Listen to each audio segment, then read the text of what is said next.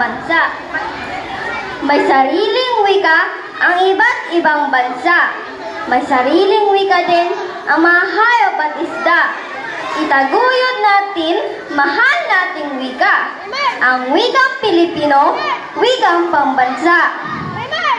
Wikang Pilipino, pag ating ginamit, pagkakaisay ating makakamit. Kaya't paon na rin wikang ginagamit. Huwag tangkiligin, banyagang sampit. Wikang kinigisnaan, ituro sa tahanan. Itong gamitin sa pagkikitalastasan.